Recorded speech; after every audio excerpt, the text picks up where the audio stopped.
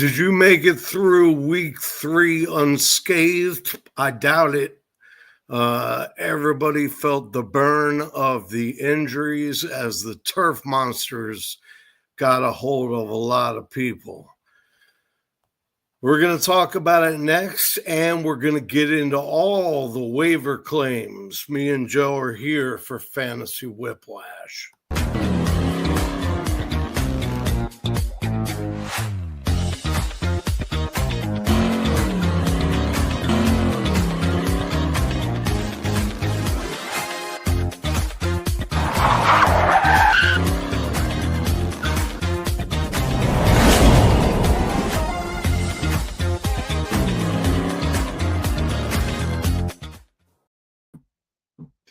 Hey, what is up today? Sam, what happened to us, man? We changed our names? Huh? Oh, God, man. I mean, it just wouldn't be a whiplash, you know what I mean? Drove so fast, so do you want to be Mike? Do you want to be Mike today? I'll be Stacy. Hey, I'll be whatever you need me to be. There we go. Through the magic of my fingers. We're here. Get used to it. We're going to talk about week 4, the upcoming games. So of course, we can't not talk about what just happened on Sunday. Hopefully your fantasy team made it through without too much issues. Mine didn't. None of them. All felt the burn. So I guess that's fantasy football, ain't it? Yeah, man, it's tough out in these streets. Kind of the takeaway that I had from my fantasy experience this past week was A, B, C, D, E, F me, because CeeDee Lamb going down is really going to cook a lot of good things that I have working. Some in dynasty, some in redraft. It's just, why are you having your wide receiver 1 in the backfield running the ball against the porous Bears secondary? That's a questionable move right there for me. I like the design touch. I don't love it ending up like that. Yeah. Speaking of, besides players going down, before I mention the YouTube stuff, I think a lot of people in survivor pools went down hard to the Cleveland Browns this week. Can you believe that? Yeah, it was a good week in the Frick household. The Steelers got it done. I didn't think there was any hope for my wife's Browns to beat the Packers. Everybody's like, oh, they're going to go undefeated. They're the team to beat. And then the Browns, and they pull off the unthinkable. But you know what? I'm good with that. We don't need them to be a top pick. Just settle into that mediocrity. Mad Dog, what up? But yeah, the Browns surprised a lot of people. And I think Atlanta surprised a lot of people the way they showed up as well last week. It just was those two teams, I think, that took down like about 20% of the pool that I'm in. Yeah. It's a rare feat or rare occasion that you get to see a team out Browns the Browns, and and Green Bay pulled it off, man. That was crazy. I was watching it like, oh my God, are you kidding me? Yeah, there's something about that stadium that teams forget that it's the Browns. Like, I don't know, it could be the home field advantage, but there's something to be said about the Browns at home. I don't know if you saw it. There was a play. Myles Garrett got a sack. The left tackle screamed, Jordan, run! Jordan, run! Like, that is diabolical. Like, I would never be able to come back onto the field if that clip was, like, released of me. Like, that's a bad man. That is a bad man. That is so funny. Before we go on, I'd be remiss if I didn't mention all the YouTube shenanigans that we request everybody do. Please throw a like down on the video. Please do subscribe to the channel. Please do leave a comment, whatever you like. And also keep in mind that this is available as a podcast as well on the Dynasty Degens podcast network. You can go anywhere you get your podcasts and look up Fantasy Whiplash, and we'll be there.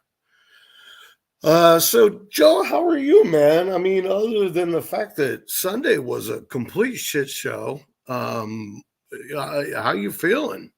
You know, this is what I live for, and this is why I don't like dynasty formats. I am a complete slut for waivers.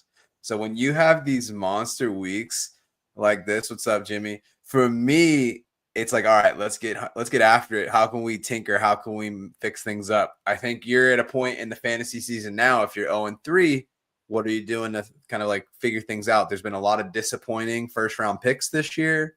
There's been a lot of players that we thought were going to take steps forward that haven't. And there's been a lot of people that have surprised us in the other direction as well. So I think there's enough data, there's enough information to kind of get a feel for what the season's going to look like and how can you pivot, make moves. Like, to me, that's why redraft is just so much fun. Yeah, I tend to agree. I mean, I play Dynasty as well, and I like it. But I play it differently than a lot of other people. I love the building part, which is ironic because I mean I'm basically paying to build a team, Yeah. and then pass it off to somebody. Like, look at this thing. Yep. You know what I mean? Like I'm Robin Hood or something. But yeah, you got to be able to crash the waivers.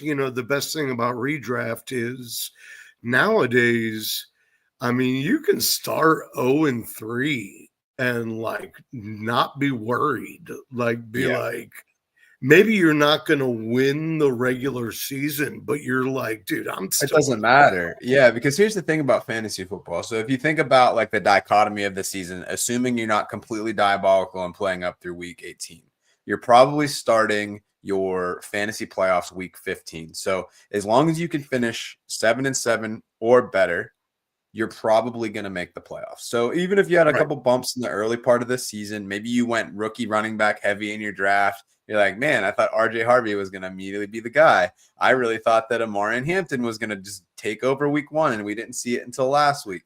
Or maybe Ashton Genty was your first round pick, and it's like, I didn't realize that the Raiders didn't know how to block at all. That's on me. I thought they knew what they were doing.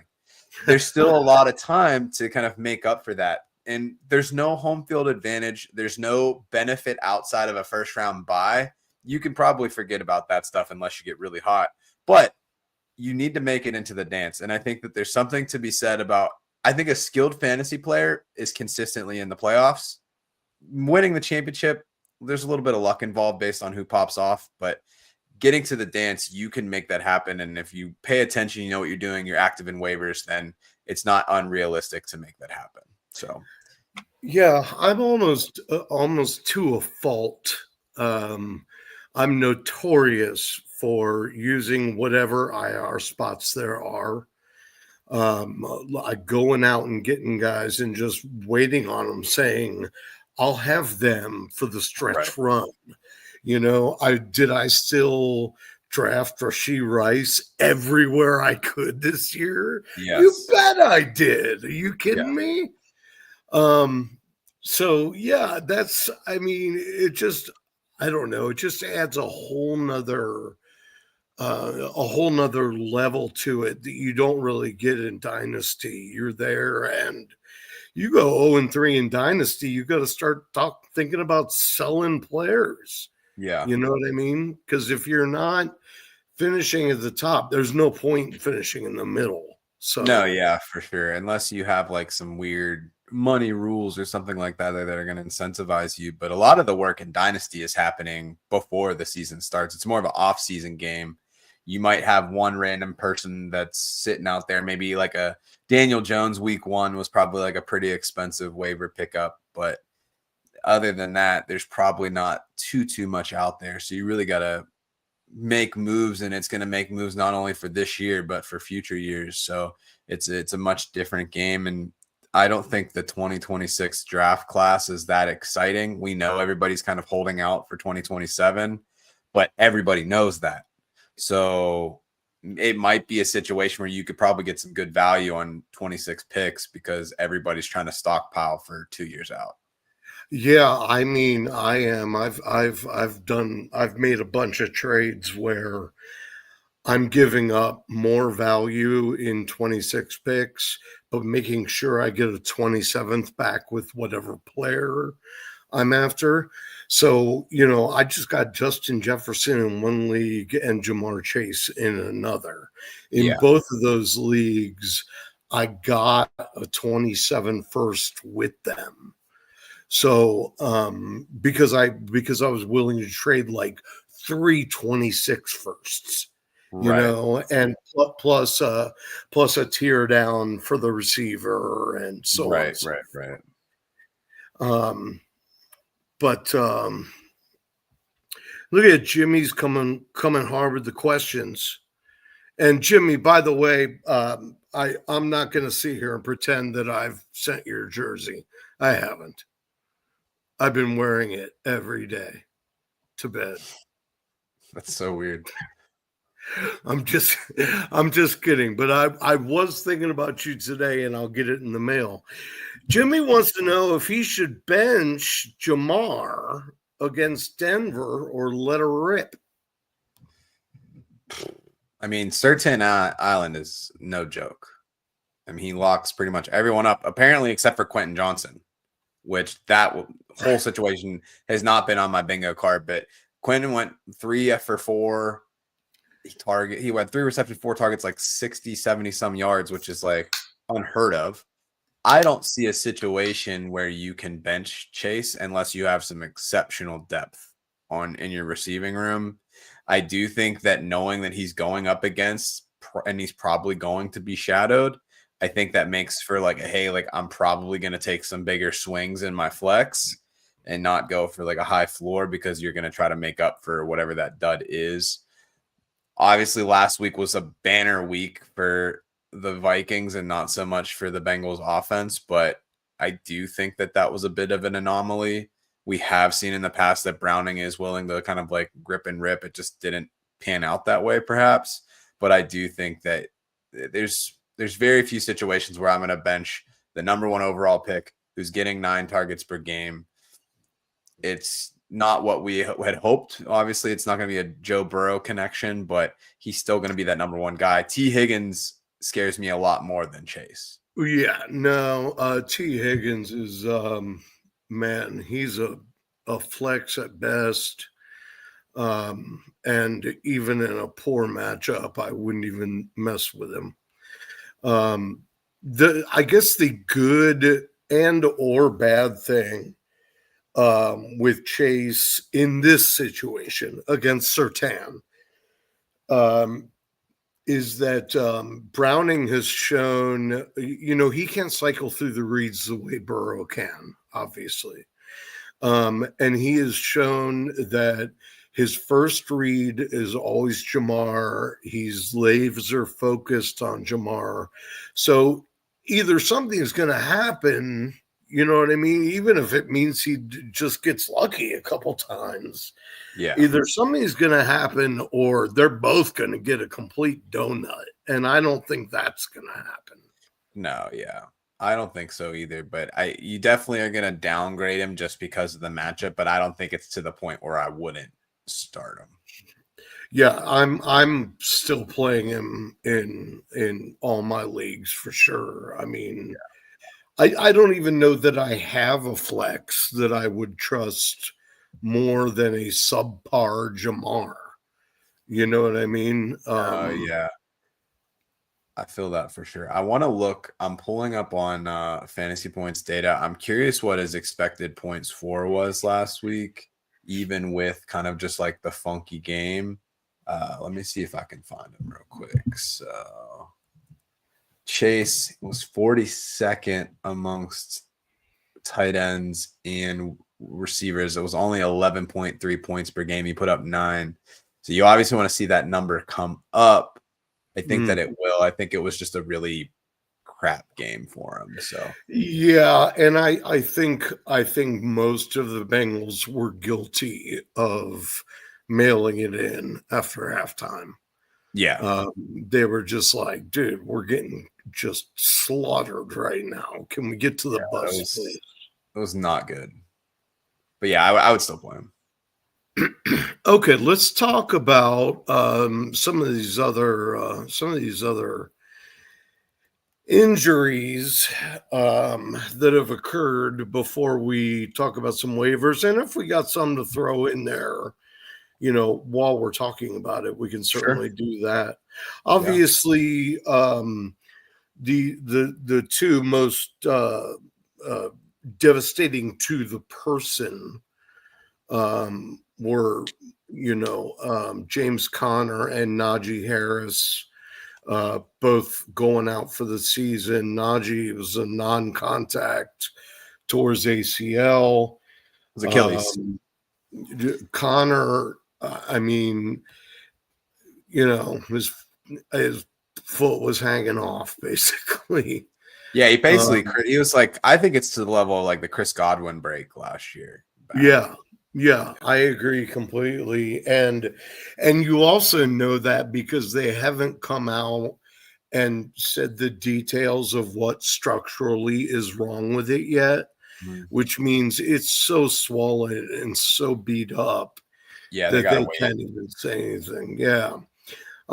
So, consequently, from a fantasy standpoint, we know that Trey Benson is probably going to be the number one Yeah. target of everybody this year.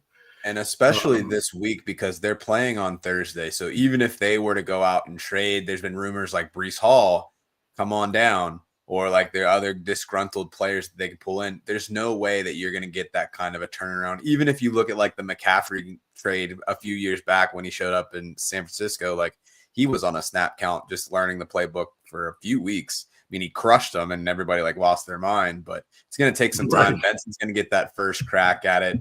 And behind that, there's not a whole lot too inspiring. So if you kind of handcuffed or if you stole a handcuff, Benson's going to at least have some flex value there. So it's going to be a big win for people that have him already. And if he's not on your waiver wire, or if he is on your waiver wire, you have to make some sort of move to try to get him.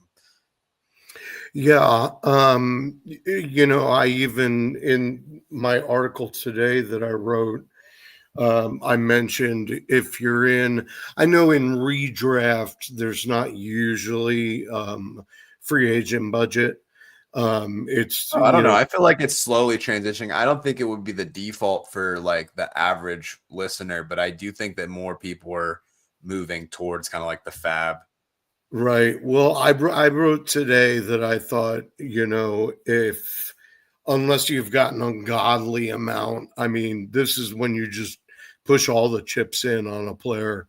I believe that strongly in Benson for the rest of the season.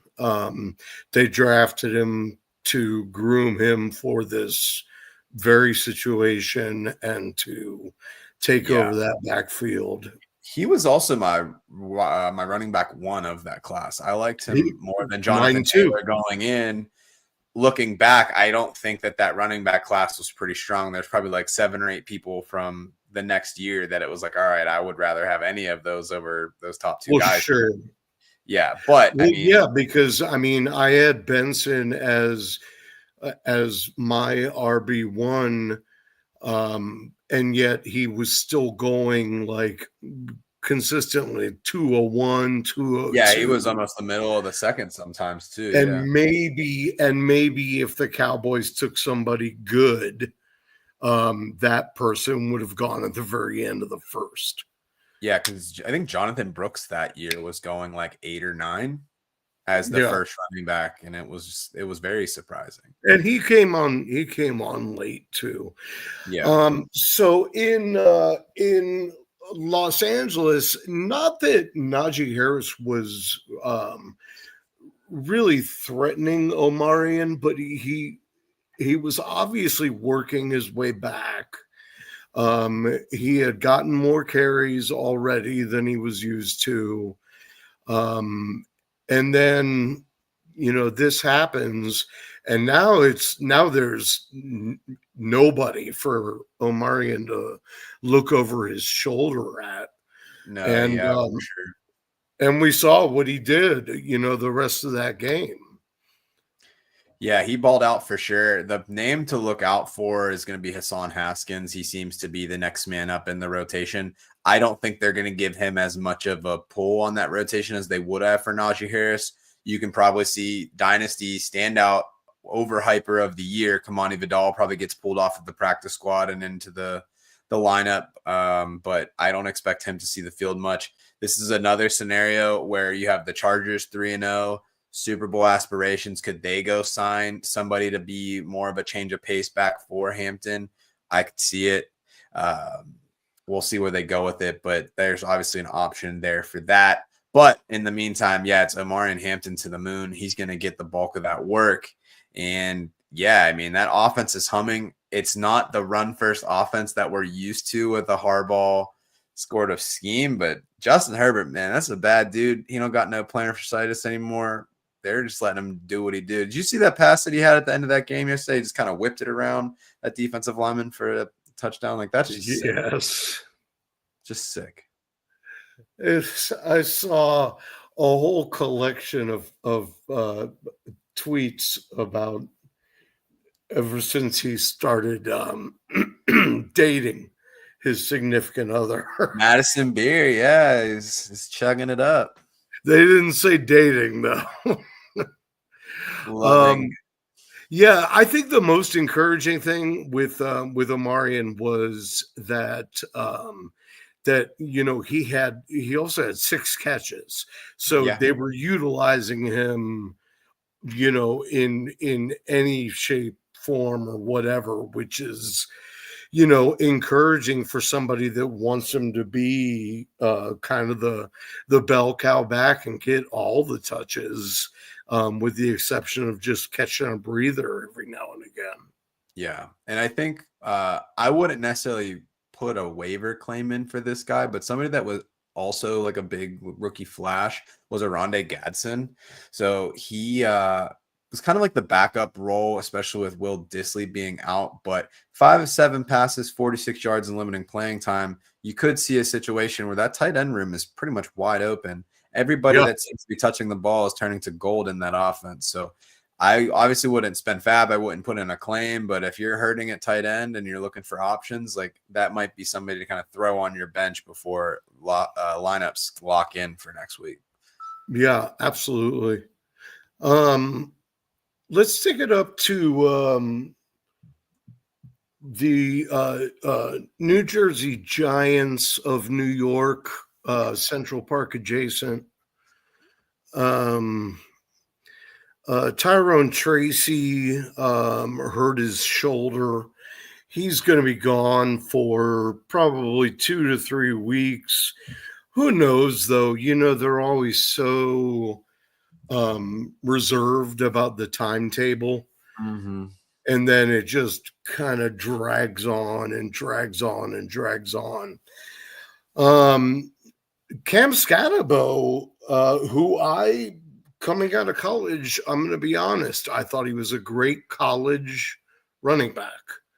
I did not think he would be anything useful in the pros. So, I'm with you. Yeah, I was a big Cam Scatterbo hater. I still am hesitant.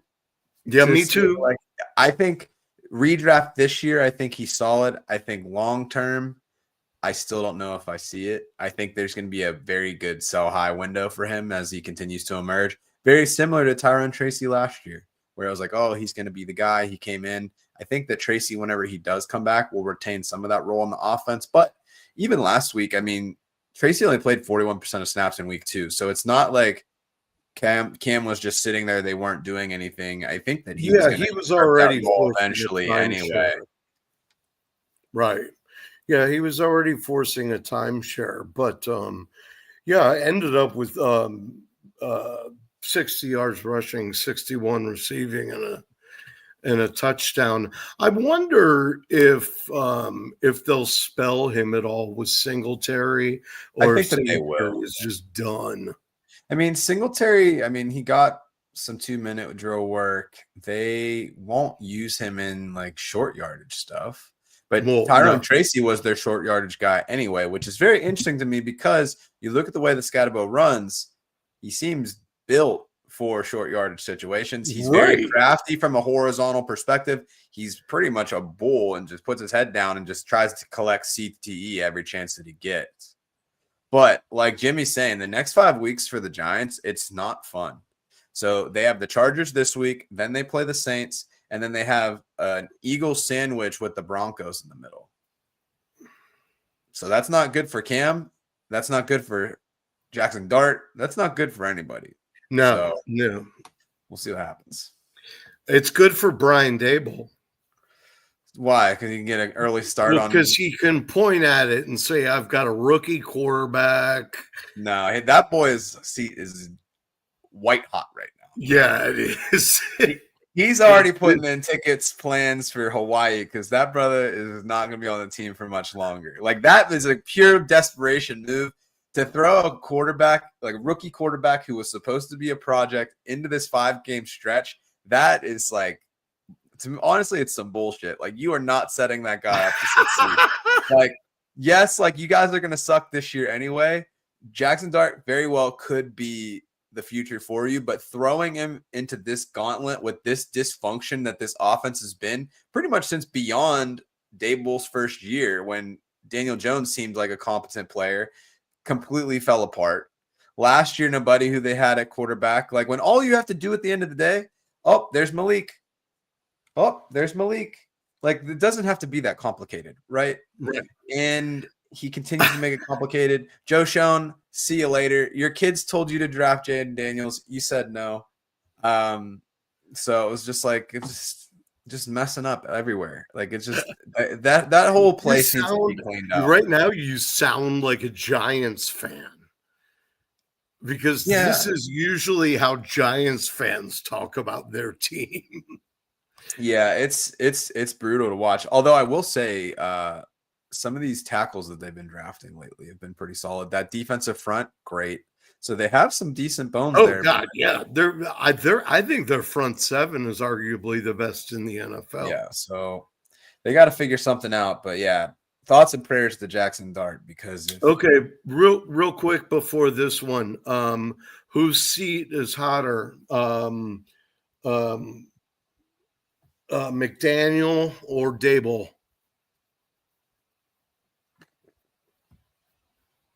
Probably McDaniels, only because there's no excuse. I think that like Dable putting in Dart resets the clock for him a little bit. And if Dart shows any sort of promise under him, that kind of lengthens the leash a little bit. Yeah. McDaniel, in my opinion, like he is last year, I thought he sucked play calling. I think he's been doing pretty solid, but Tua is just not getting it done. Every time that dude scrambles, I like can't breathe. Yeah, me too. Me too. I'm just like, bro, no, slide, hit the B button, like go down, like whatever you gotta do. Yeah. Like, I'm so nervous, but yeah, I think it's also exacerbated by the fact that they've seen that team be pretty good. yeah, You know what I mean? And it's all the same people.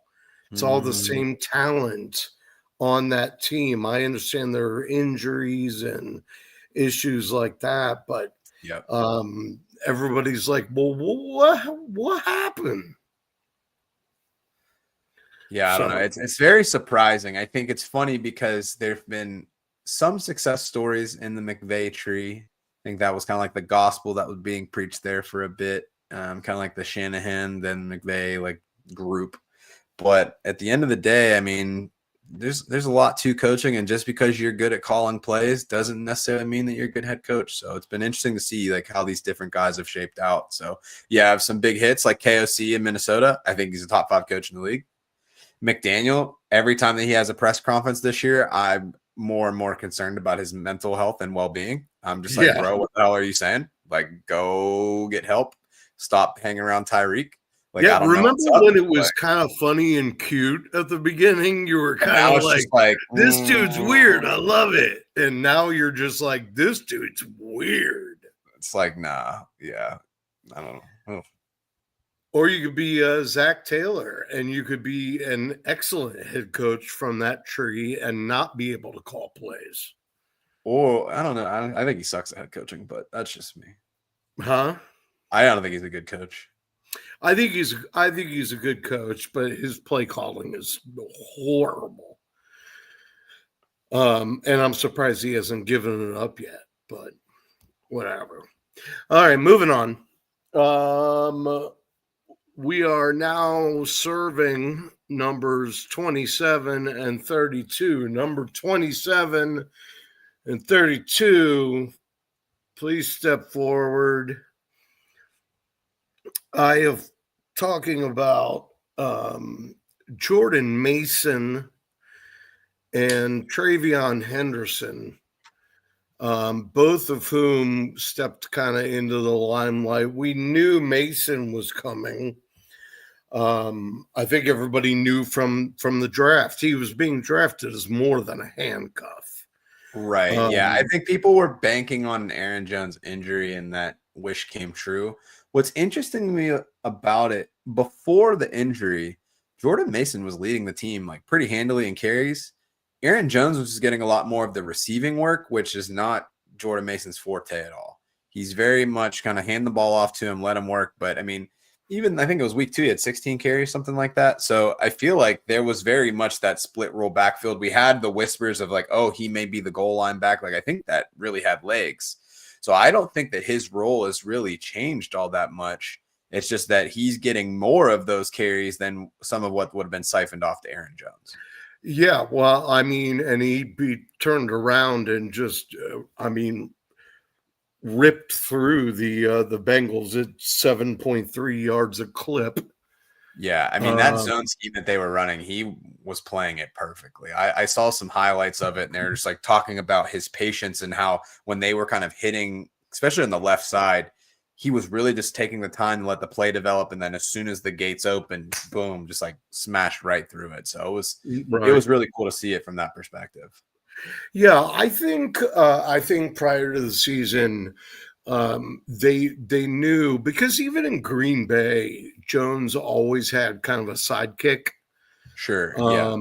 And maybe it wasn't quite a sidekick this time, but they knew they had to bring someone accomplished in to spell him and to take turns or whatever, what have you. And Aaron Jones is a great pass catcher. Oh, yeah, for sure. Yeah, because So I mean, that Jordan worked Mason's out. basically been the Jamal Williams. Yeah. Basically. Yeah. So that worked out well. But I think everybody's kind of been waiting on Jordan Mason. You know what I mean? Yeah. I mean, and he their did well in San Francisco last year too. Their ADPs in the draft were like maybe a round apart, if that. Yeah. Yeah. And now he's top 10 in the league in rushing yards. So 5 yards a carry, you love to see it. So, and he's got 100% of the carries inside the 5. So that whole idea of him being that goal line guy inside the 5 carries for your team, he's taking them all. They're not really doing QB sneaks or anything. That is one of the most predictive stats in fantasy football for putting up points, because if you're touching the ball inside the 5, more often than not, unless you're Tony Pollard 2-3 years ago, you're going to fall into the end zone and score some points. So, yeah, I mean, it's going to be big. I don't think he loses that role. You might see a dip in carries a little bit, but his work is going to be sustained. Yeah, I just wonder if when Jones comes back, he's just going to be relegated to a third down role. Just a pass catching role rather than a meaningfully split backfield. Yeah. I think the only hard part about Jordan Mason is I feel a lot better about him in standard leagues. The more PPR you have, just because he doesn't really offer anything, he could put up 80 yards, but I mean, we've seen situations where week 1 Gibbs ran for like 20 yards, but then had 10 catches. And it's like, all right, those 10 catches did more than Jordan Mason having a real life good game. Right. So that's going to be the only downside for him. Yeah. People have been screaming. Well, fantasy managers have been screaming all season so far about TreVeyon Henderson. And Pisses me off. I'm so annoyed by it. Every week, this is the TreVeyon Henderson breakout game. Then it doesn't happen. They delete the tweet. Week 2. Oh, this is the TreVeyon Henderson breakout game. Doesn't happen. Delete the tweet. Week 3. This is the TreVeyon Henderson breakout game. It didn't happen. They delete the tweet. Then they're going to say it again this week. And then if it does happen, they're like, I told you this was the week. And it's like, no, you've just been saying it until you were right. Like, that's not good analysis. Right. That's not how this works. That's crazy. Not how any of this works. No, it pisses me off. And people are still going to victory lap it like, oh, I told you. And it's like, is TreVeyon Henderson a good player? Yes. I had him in my top 3 running backs for the rookie rankings this year. I think he's a fantastic player. They obviously don't see him ready from a pass protection standpoint. And even though pass protection does nothing in fantasy points, it's very important for people to get on the field, especially when you have Drake May, who missed a lot of time because of injuries last year. So when they're throwing out Ramondre, who led the league in fumbles, when they're throwing out Antonio Gibson, who was a castaway from Washington, like, they're basically telling you, hey, he's not ready to do the grown man things, to go have fun and get the ball. And it took 3 fumbles for him to see the field. And who knows if he'll even see the field next week. So anybody that's saying it, I'm muting you for at least 2 to 3 business weeks. Like, I'm sick of this shit. And rain. Well, I mean, the funny thing about the pass protection is that was one of his right. That was his calling card. So that was kind of the thought where it's like, oh, like he'll be able to jump right in and do well, but it hasn't translated to the pros at all. Yeah, no, not at all. And I don't think TreVeyon is ever going to be a bell cow. I don't think he's big enough. I don't think he's got the stamina. I think he's great for explosive plays here and there, but he's always going to have somebody in that backfield with him one way or the other.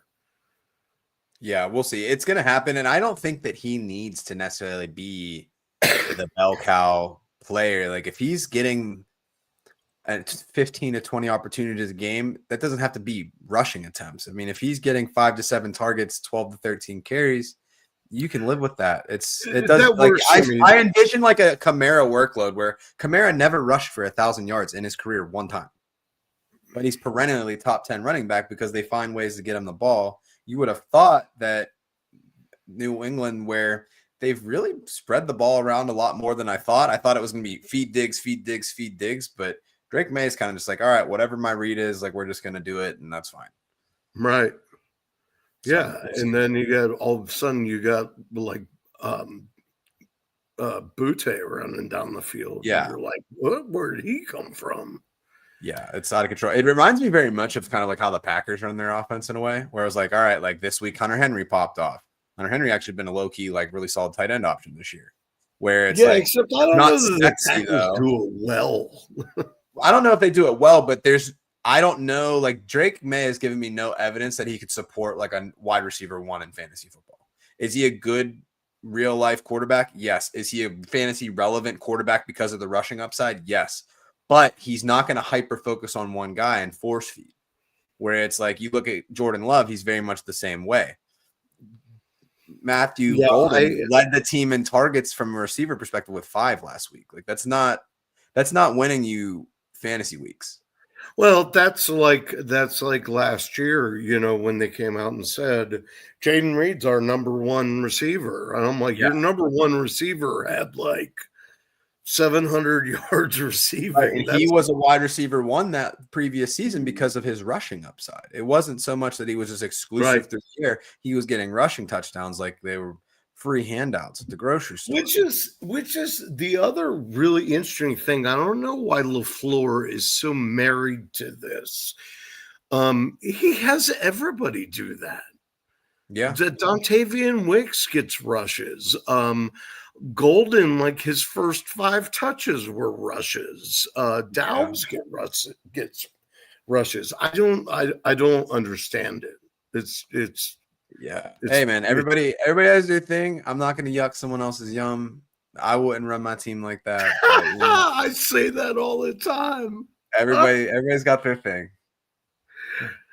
Oh man, I'll tell you what. Let me tell the peoples that are watching this about Fast Draft.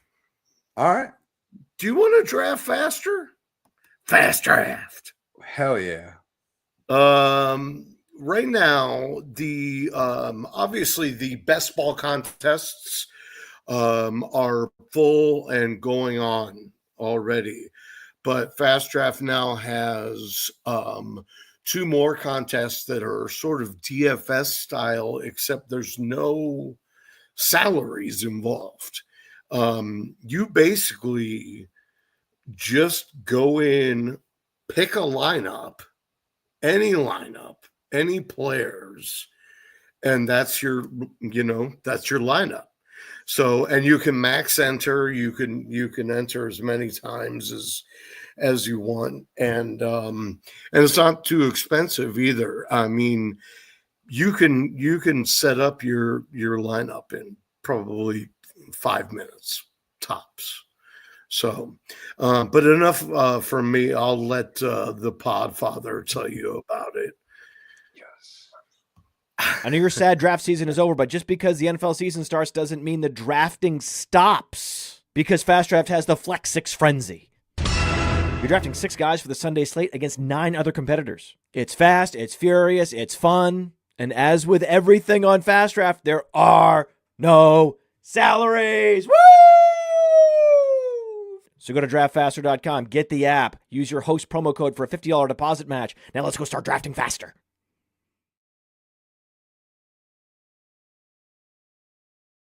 The end of that clip is the reason that they actually got rid of the smelling salts on the field. But what a guy. Legend. Love that dude. I love it. I love it at the beginning. He's like, because the Flex 6 Frenzy. I love it, man. He's so great. Anyway, for anybody watching, please go on Fast Draft. Everybody is playing it right now, including tons of people in the industry. The chances are really good. You're going to end up playing against analysts. You're going to be playing against writers. You're going to be playing against podcasters and stuff like that. And it's inexpensive. So might as well do it. The promo code is right there. See right there where it says WHIP. Put WHIP in and get matched up to $50, dollar for dollar. Make you holla. That's right. That's right. Love that. I love that. Okay. God, I feel like we've talked about injuries, and yet there are so many. It was a bloodbath this week. There are just so many. Let me pick out a couple that might have something to do with waiver claims for this evening. No changes in Cincinnati and Minnesota. Justin Fields is probably going to be back. No word yet on if it knocked some sense into him. Brock Purdy is hoping to be back. Okay, James Conner. We said Trey Benson, Najee Harris, obviously Omarion, Scatterbo. Don't care about those guys. This is an interesting one. Mike Evans tweaked his hamstring. Classic And- Mike Evans move right there. Huh? So classic Mike Evans. Classic move. Mike. What a Classic guy. Mike. It wouldn't be the NFL season without a little flare up of the hammy. Yeah. Mike, and that was the word they used. He tweaked it. Now, today, a report came out that sources inside the organization are saying he's going to miss 3 to 4 weeks. That could be problematic for Tampa Bay, because even though they keep threatening for Godwin to come back, number one, I don't know if he's really going to be back next week. Number two, I don't know if he's going to be in game shape. You've got Ibuka, who is just killing it. And that's great. He's been great.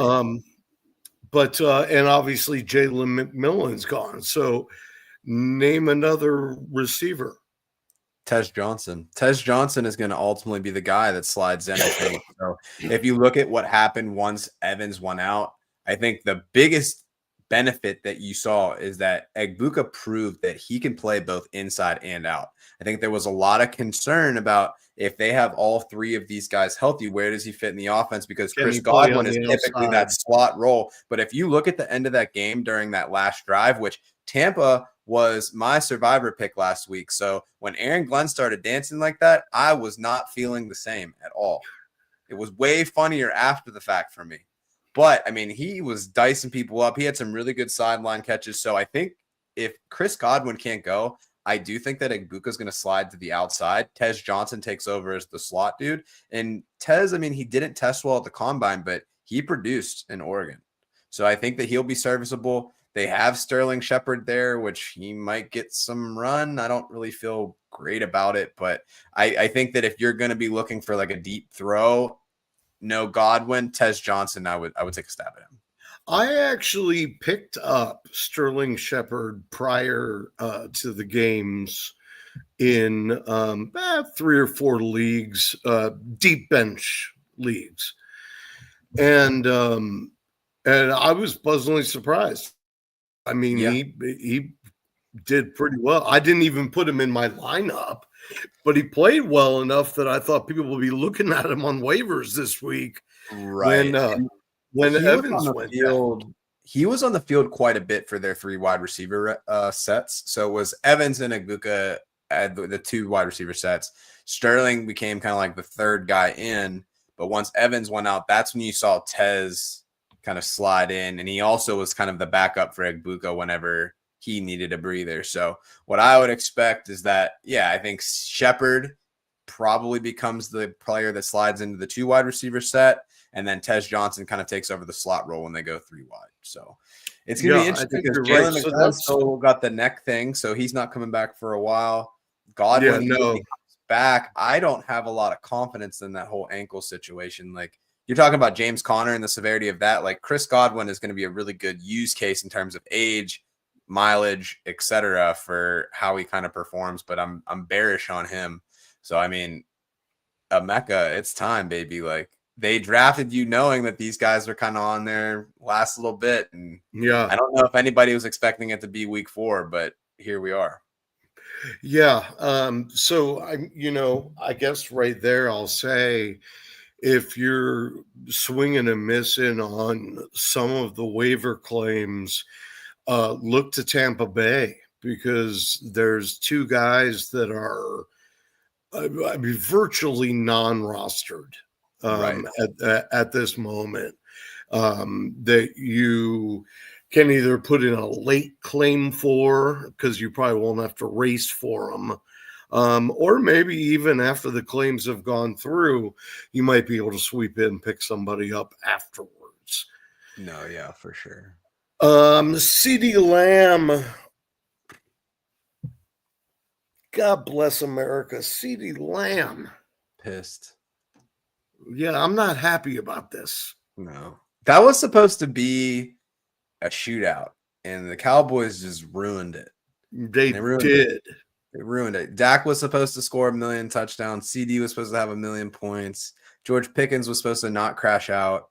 Like I had these very high expectations for the week, and none of those things happened. That's pretty much exactly how I was viewing the game as well. Yeah. But you know what? Here's the interesting thing. A lot of people are going to say, hey, like it's George Pickens' time. It's going to be all this and that. Jake Ferguson is going to be the biggest beneficiary of this. Yes, sir. I don't know. You hit the nail on the head. I don't know if people are going to realize it, but like his workload is going to be through the roof. It's crazy. Like he's been a top performing tight end. I think he's like tight end 2 on the season in PPR. He's tight end 11 in non PPR. So it's like just the number of targets that he's been getting is unreal. That's only going to go up. I would be looking at Jake Ferguson and finding a way to acquire him because he's not a sexy name. So I think that you might be able to get him for a decent price if you don't have one of those bigger guys. So I'd be curious to see like what his cost would be because I think he benefits the most from this injury. Yeah. George obviously gets to be the wide receiver 1 for a bit, but I've seen that life. It does nothing for me. I don't think I've actually ever seen that life. But I'm also very anti George Pickens. Ferguson had 14 targets and 13 catches. Yeah, on Sunday, and he is right now the tight end 1 in PPR. Fantasy. Oh, he is 1. Okay, yeah, he is first. Actually, the top 3. This is quite interesting. The top 3 are Ferguson, Juwan Johnson, and Hunter Henry. Yeah, I mean, Hunter Henry had that monster game last week with the 2 touchdowns. So that's pretty much all it takes. I mean, you look at Mark Andrews, and he jumped up after doing nothing for 2 weeks to tight end 10. Yeah, that's the state of the tight end position in fantasy football. It's like, who is most likely to potentially have those blow-ups, and is it worth it? TJ Hawkinson came back from the dead last week. Yeah. Everybody thought he was done for. I thought he was done for. So, I mean, I get it. It's one of them things. But that's just Harold tight end Fannin is the TE12. That's crazy. But anyway, I do want to say, I like the Ferguson pick. As far as when there's 2 wide receiver sets, do you see any value in Tolbert or even Kevontae Turpin is more involved this year than he has been in the past, instead of just being an afterthought or a body they run out there. Do you see any value in either of those 2? If I had to take a chance on one or the other, Jalen Tolbert led the team in route run last week. So I think that he becomes the next logical guy. It's hard to say how far he could take that because we saw him as the wide receiver 2 last year and he didn't really do anything with it. No, Granted, though, that was without Dak as well. So, I mean, that's just a big grain of salt that you can't really attribute that to. I do think that he becomes that second wide receiver, but from a target perspective, I think it's going to be Ferguson 1, Pickens 2, and then Tolbert will be the 3rd guy. The other beneficiary could be Javonte Williams. They've shown a willingness to throw him the ball. He could see an uptick in targets as well. I love Javonte, man. I am victory lapping that all day. Yeah, it's good to see. I mean, it's funny because a lot of people point to kind of like the year 2 ACLs when you get everything back. In those studies, they actually say that there is a significant number of people that it takes that 3rd year. So it shouldn't have been that big of a surprise. I think that it's just people get so short-sighted.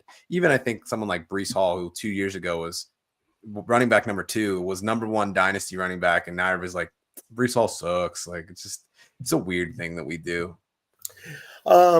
If you are in a 1 quarterback league and right now you only roster 1 quarterback, say you've only got five, probably 6 bench spots, would you pick up Jackson Dart and stash him just to see? No. Me neither. Only because of that schedule. I'm very intrigued by this whole Jackson Dart situation. I have a buddy of mine. He's on Twitter, Brainy Ballers. He has a statistic that he's developed. It's called the Star Predictor Score. And Jackson Dart is the highest player to ever score on this to kind of like predict fantasy success. So like if you look at the quarterback list, like guys like Mahomes, other prominent guys are on it. So it's not just like random people that didn't really pan out. You've seen it in other areas as well. Harold Fannin Jr. and Tyler Warren are also top 10 all time in like that Star Predictor Score. So it's just been where's Treylon Burks? That's what I want to know. He did not. Okay, he didn't make it. No, but so it doesn't necessarily look at the first year for players. It's usually kind of like second year on and kind of going from there. But if he says, hey, this is somebody you need to be looking at, to me, I'm like, all right, like I respect what you do enough to kind of make that happen. So I'm intrigued. The problem that I have, and we talked a little bit about it earlier, that schedule coming up in the next 5 weeks, the only game that I would even consider playing him in is going to be against the Saints next week. But there's no way I'm playing him against the Chargers. There's no way that I'm playing against the Eagles twice. There's no way I'm playing him against Denver. Did you see that? I'm in trouble. That's tough, man. And you skipped Angie. You better say hello to Angie before she fights me. What? Yeah. Oh, hi, Angie. Fake friend. And hi, baby.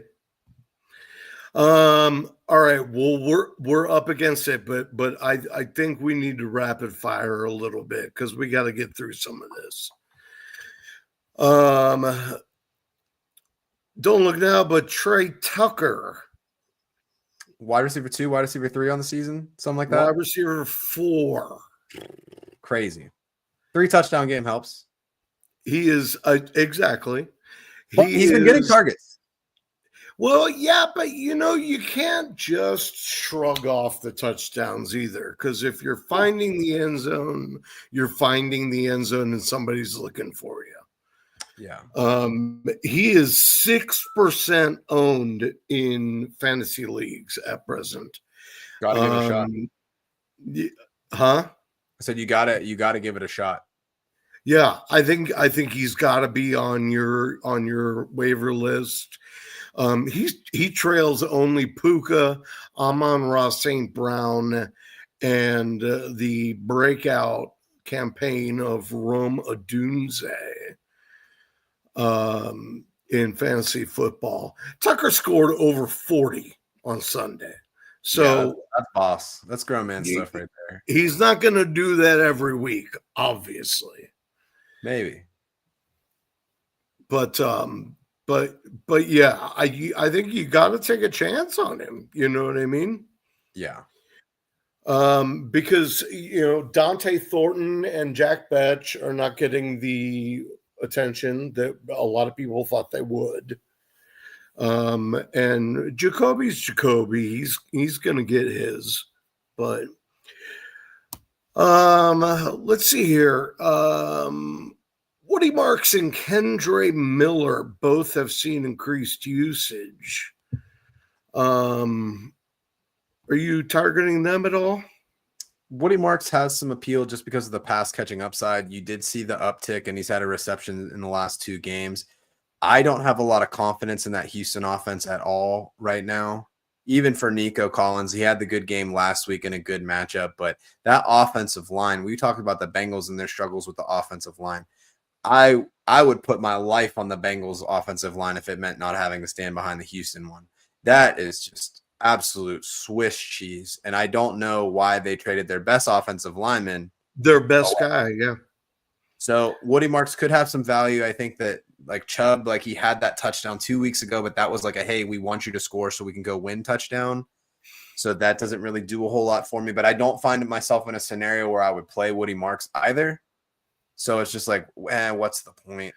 It's a stash at best, I think. Yeah. And same thing with Miller. I mean, Alvin Kamara was kind of one of my guys this season, and they are targeting him at an exceptionally low rate, something that we have not seen at all in his career, which is very concerning. I mean, it's under 10%. And especially for a team that doesn't have a lot of weapons outside of Chris Olave, you would have thought that they'd want to get him more involved. And with I and don't. with a young quarterback. Right. I could see a world where Kamara gets traded. I would be very curious to see what would happen if Kamara, and Sam, I'm just going to throw this out there. Just hit me right here, right in the face. What if Kamara gets traded to the Chargers?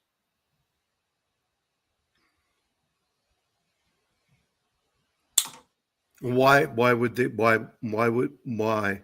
Because then you can have Amarian for the early down role. You have Kamara to kind of spell him a little bit, and they're kind of pushing the chips going all in.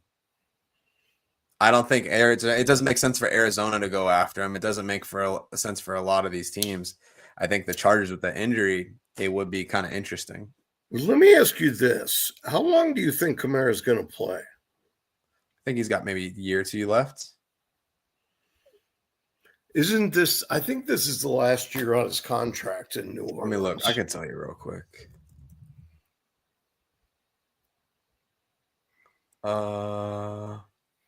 Let's see. Alvin Kamara contract. So he signed an extension through 26. Okay. Okay. So yeah, he's got this year and then next year. Cap hit next year, 18 mil. They've got some void years in to kind of bring that down. So Gotcha. No, I only asked because he's approaching the point where, and if you listen to Kamara talk, he's really, really smart dude and really down to earth. So I don't think he's going to have a problem walking away from the game when he doesn't think that he can do what he did. So the only reason I hesitated was maybe he wants to retire a Saint. But yeah, if he's got another year after this, then yeah, I could see him being traded. I don't know that. I haven't thought about it much, so I don't know if the Chargers would be my answer, but it's an intriguing possibility. yeah, He's a lot like Amarian. I think it just gives you that certainty as kind of like a solid backup who can be that pass catcher if you're going to have Amarian Hampton be an early down guy. I do hear you that they probably want more of a thumper with him because he does have the pass catching ability, but it just now that they might have some kind of space opened up, it's just an interesting thought. Yeah, so we'll I see. agree. You got a couple more minutes. We're up against it right now. Let's get it, man. Let's crank it up. All right. Jordan Addison's coming back. He's probably rostered in all of your leagues. Tyjae Spears is going to be back after next week. Is that something that interests you? It does. It interests me more because Tony Pollard is actually leading the league in like percentage of carries for his team right now. So what does that do to his share? I don't think they envisioned that the season he would be that kind of player for them. So I do think that Tyjae has a role. The concern that I have is that those like high ankle sprains, even if he hasn't played for 3 or 4 weeks, it's going to take him some time to get back into game shape. It really takes most of the year to kind of get him there. So I would take him for free, but I wouldn't necessarily waste like a claim on him or anything like that. But you want to get him early. You don't want to wait until it's like, hey, he's back. He's in the lineup this week, because then it's going to be on everybody's radar. Yeah, I think it's one of those things where if you can get him this week, if you have an IR position available, you could stash him at least for a week. Maybe you put him on the bench next week, see how he looks, and then make your decisions.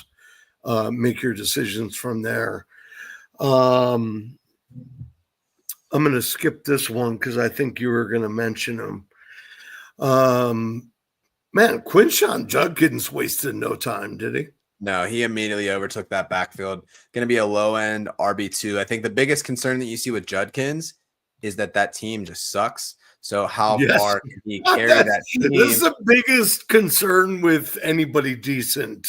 Well, it's not even, it's just that if the game gets out of hand, they're not running the ball. Like, I feel a lot better about him at home than away because the Browns play a much tougher game. But it feeds into the way that the Browns can be successful this year is by controlling clock, grinded out games. he's going to dominate touches. He's third in the league in percentage of carries for his team when he plays. So we're talking about Tony Pollard being number 1. Quinton Junkins is number 3 already. And that's with him basically playing like 20% of snaps his first game back. It's only going to go up. I think that he's going to be a great player for years to come. We'll see what happens. The only thing that's going to slow him down is this potential suspension coming from the NFL. I don't think it's going to happen. Yeah, I don't think so either. Does this render Ford and Sampson useless? Are they drops now? Sampson is a drop. I think that Ford is going to retain the third down role, but I wouldn't really be playing him. If you're wanting to keep a handcuff for Judkins in the event that you think the suspension will happen, Sampson is that guy. Gotcha. Okay, well, I think I hit most of the injuries. I was going to mention that Ja'Cory Krosky-Merritt has 26 points through 3 games, but I'm not going to mention that. Oh, did I mention that? It's gonna no, I don't think we talked about it, but that's gonna be a very interesting committee. I mean, everybody kind of had like their moments last week. I mean, McNichols with that 60-yard insane run, just wild. Yeah.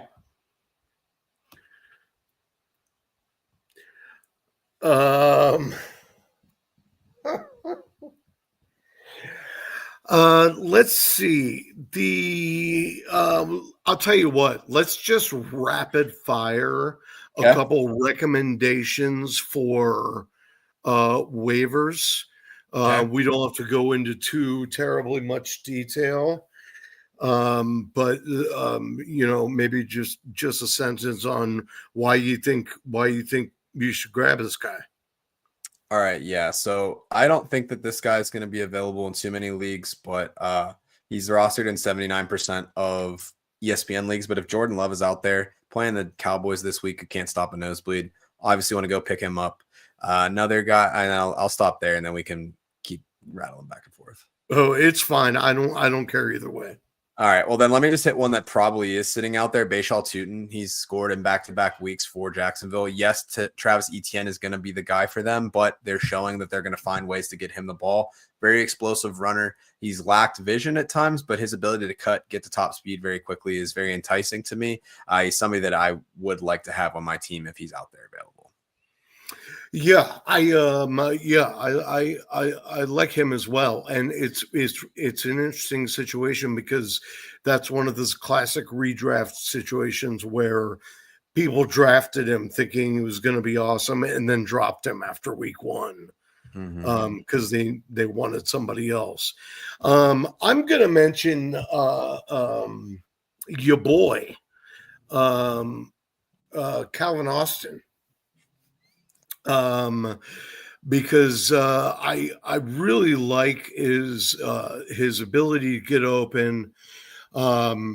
Obviously, he's kind of up and down right now, but I think he can find that consistency.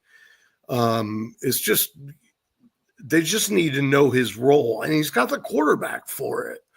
Metcalf's not going to catch everything, and the tight ends aren't going to catch everything. So the biggest thing with I like him as a flex. The offensive line has been so bad that if you look at the ADOT for the Steelers overall, they're doing a lot like quick behind the line of scrimmage. They're not taking a lot of shots. That's kind of been the calling card for the Steelers pretty much since Ben blew up his arm. But you were hoping that they would take some more shots with Aaron Rodgers. You've seen him sling it, but there's not a lot of confidence in that offensive line right now, and we got to see if they can gel. Isaac Seumalo has looked tough so far on tape, and it's really hurting Broderick Jones, who's stepping into his first season at left. And then, there's a lot of young bodies on that line, so it's scary times. Yeah. And obviously it took the last second TD for Calvin to rescue his fantasy game last week.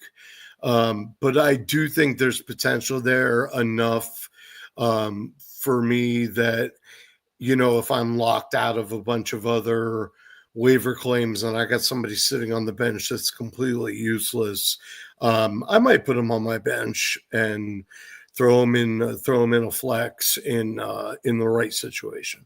Yeah, one that will likely be available for you right now, Alec Ayomanor. He's rostered in 21% of leagues for the Tennessee Titans. Calvin Ridley has looked pretty rough this season, and he's looked pretty good on the other side of him. Rookie out of Stanford, first read target percentage 21.9%. So that's pretty solid. Right up there with George Pickens, funny enough, Marvin Harrison, CeeDee Lamb, Brock Bowers, all in a similar percentage there. So they're finding ways to get him the ball. Cam Ward obviously likes him a lot. And if Calvin Ridley continues to struggle, they're going to have to throw it to somebody. So that's definitely a name that I would be looking at as well. Yeah, I think that's an interesting one. I somewhat disagree with you just because I think that Ridley's going to come around, and I don't have a lot of faith in that passing game right now. I know that Ward's going to be good. He's going to be good. Yeah. But I will mention another injured player that is not fully rostered that needs to be, and that is Jalen Coker for Carolina. He's not even playing right now, and I can tell you he's the best receiver on that team. Obviously Ted McMillan, but Right. but Leggett and Renfro. What's that? No, I was saying Hunter Renfro. Yeah, Hunter Renfro is a garbage time king 2 weeks ago, and then it did not come back as easily this past week. Yeah, no, not at all. And also for that, you need consistent garbage time. Mm-hmm. And Carolina will never have consistent garbage time. They're a better team, but still. All right, give me one more. You got one more? All right, one more for the real deep leagues. So I got not somebody that I would spend a waiver on, but somebody that I would add to my roster come Wednesday afternoon after I've had lunch. Taj Brooks out of Cincinnati. So Samaje Perine hurt his thumb in the second quarter of last week. Chase Brown has been wildly inefficient. He's averaging under 2 yards per carry. Taj Brooks was a beast in college, and we've seen it before where you have these efficient running backs who have great fantasy seasons, and then a rookie comes in and they prove themselves and they do well. Look at last year. You had Rachaad White, top 5 running back 2 years prior. Bucky Irving comes in and he does well. And over time, he continues to succeed carries because he's not getting it done. Under 2 yards per carry, even with the offensive line not playing as great, like that's just not going to get it done. You can't be doing that. I don't think that he's had even like a long run or anything, but 31 yards per game in what was supposed to be an elite offense, throwing last week out the window. It's just, I don't feel great about that at all. So either he's going to have to bounce back real quick or somebody could take that role. I don't think that it's Samaje Perine, even if he is healthy. But what I do think happens is that the Perine injury gives Brooks a chance to see the field and maybe make that happen. So it's just one of those like real deep dart throws. You have a guy that's on your IR that you're going to throw on there. You have a spot on your bench. Put him on there before you need him. I will throw out one that we were talking about right before we went on air because it's one of my favorite guys right now. And that's Ollie Gordon in Miami. I have a really hard time getting anybody from Miami because they're so awful. But I like Ollie Gordon. He's got everything you need, which is you've got a running back in front of him who has shown that he can be injured at times or at least banged up. And Ollie Gordon's his numbers have gone up each game he's played. He only had 9 carries this week, but he had a touchdown and like 30 something yards. Which, I mean, for me, that's pretty good. If you can keep that going, he was obviously the goal line back. I mean, He took it in from short. So, and I always remind people, and I'm not comparing the, body type or anything. I'm just comparing the way people talk about him. Ollie Gordon was Ashton Genty before Ashton Genty was Ashton Genty. Oh yeah, he was supposed to be the pinnacle of that class, and then he just struggled. I mean, Ollie Gordon broke out at 19. Yeah, insane. Yeah, he was. I mean, fucking 27 touchdowns or something ridiculous like that. And Oklahoma That's State's still absurd. falling apart. They just fired their head coach the other day. All right. We're up against it. I think we've done enough, Joe, don't you? We've given the people what they need for this week, but there's always another week of the show to give them more. There is always another week. Joe, why don't you tell everybody where they can find you? Yeah, for sure. So bopping around a whole bunch of different places. Wednesday nights, 8:30, around the 412 Fantasy Football Show, YouTube on my personal X, which is JOEFRK. I also do a lot of stuff for the Fantasy Sports Advice Network. I'm their social media director and basically the vibes person. So doing a lot of the social content there. You can check out the show that I do for that network from the forum, hosted by Tyler Bradley himself. Friday nights, 10 p.m. Eastern, kind of like your start sit Q&A live show. But yeah, always a pleasure to come on here on Tuesdays, chop it up with you. Sam is on our shows all the time. So always good time talking ball with him and the rest of this motley crew that y'all got over here. That's right. Welcome in. You can find Joe on Twitter at JoeFRK. And he's obviously just always dying to answer fantasy questions for you. So badly. It's all I can think about. You can find me on Twitter at Buy and Sell You. On Friday nights, I do a sleepers show with Alex from Yards Per Fantasy that is on their network, starting at 9 o'clock. And on Sunday mornings, I am on Twitter answering questions starting right at 10 a.m. And then from noon to 1, I'm with Alex again for rapid fire starts and sits before we get going. So once again, please like the video. Please subscribe. Joe, thanks for coming, brother. Anytime, my friend. All right. Take care, guys. Have a good night.